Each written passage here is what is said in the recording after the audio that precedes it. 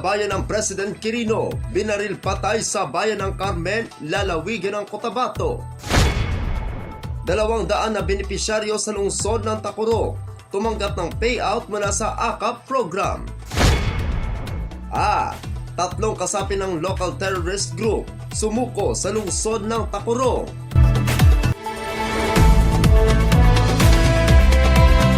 Yan ang ulo ng mga balita sa Sultan Kudarat Headliners.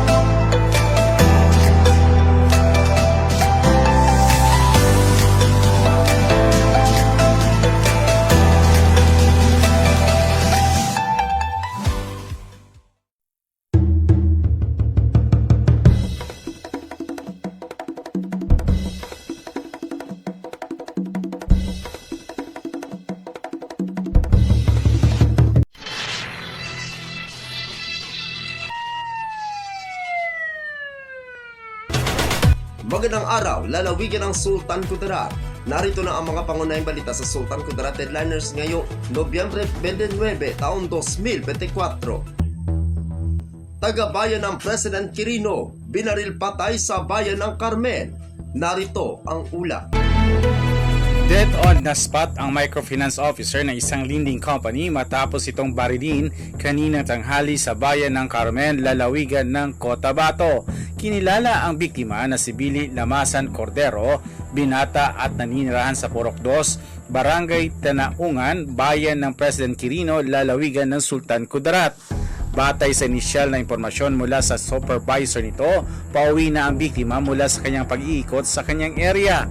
Binaril ang biktima na nagtamo ng ilang tama ng kanyang katawan na ikinasawi nito. Nawala umano ang pera mula sa koleksyon ng biktima. Ako ang inyong kaibigang Perikel Sabico Stignani para sa Sultan Kudarat Headliners. 200 na benepisyaryo sa lungsod ng Tacurong tumanggap ng payout mula sa AKAP program. Narito ang ulat.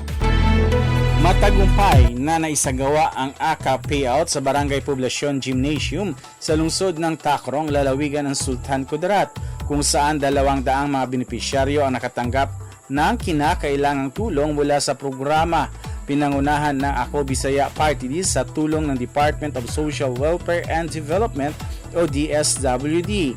Ang AKAP payout ay isang makabuluhang hakbang ng nasabing party list upang mapalakas at matulungan ang mga kababayan sa lungsod ng Tacurong at iba pang bahagi ng lalawigan ng Sultan Kudarat. Ayon sa mga pinuno ng programa, layunin nitong mapabuti ang kalagayan ng mga pamilya lalo na sa mga panahon ng pangangailangan at krisis. Pinangunahan ni Barangay Kagawad Ramon Dable ng Barangay Poblacion ang pamamahagi ng tulong para masigurado ang maayos at mapabilis ang proseso para sa lahat ng mga benepisyaryo. Ako ang inyong kaibigang Perikel Sabico Stignani para sa Sultan Kudarat Headliners. Para sa uling balita, 3 kasapi ng local terrorist group sumuko sa lungsod ng Tacurong. Narito ang ulat. 3 kasapi ng Local Terrorist Group o LTG ang nagdesisyon magbalik loob at sumuko sa mga otoridad sa lungsod ng Tacurong bilang bahagi ng pinapaigting na kampanya laban sa terorismo at kriminalidad. Ang kailang voluntaryong pagsuko ay naganap noong ika-25 ng Nobyembre taong kasalukuyan, ika-8:30 ng umaga sa Mayor's Office sa City Hall Compound, Barangay Poblacion, lungsod ng Tacurong. Ang mga kasapi ng LTG, ito ay mga naninirahan sa Purok 2 at 3, Barangay Pidsadawan, bayan ng Mama Sapano, lalawigan ng Maguindanao, at bahagi ng BIFF Carayland Faction Kasama sa mga sumuko ang isang 37 taong gulang na magsasaka, isang 34 na taong gulang na magsasaka at isa ring 24 na taong gulang na isa ring magsasaka. Ang mga sumuko na ito ay naitalang PSR o Person of Interest number 44 at 47 at isang hindi naitalang nakasapi ng nasabing grupong terorista. Pinangunahan ng seremonya ng pagsuko ni Tacloban City Mayor Joseph George L. Lechoncito MD-DPA na muling pinatibay ang pangako ng lungsod na suportahan ang mga individual na nagdesisyon na magbagong buhay at magbalik loob sa pamahalaan. Ang kailang pagsuko ay bunga ng isang inter-driven operation na isagawa ng 1st SK Provincial Mobile Force Company sa pakikipagtulungan ng Tacloban City Police Station, Sultan Kudarat Police Provincial Office Special Operation Unit o SKPECU, Sultan Kudarat Provincial Intelligence Unit o SKPIU at 12th 2nd Regional Mobile Force Battalion 12. Ang operasyon ay sinagawa sa ilalim ng pamamahala ni Police Colonel Bernard L. Lao, ang Acting Provincial Director ng Social Director ng Sultan Kudarat Police Provincial Office. Kasama sa pagsuko ng mga kasapi ng LTG ang kanilang mga armas at eksplosibong, isang rifle grenade at isang kalibreng .45 na baril. Ang mga ito ay tinurn over sa otoridad bilang bahagi ng pagsisisi at pagpili ng mapayapang buhay. Ako ang inyong kaibigang Perikel Sabico Sinyani para sa Sultan Kudarat Headliners.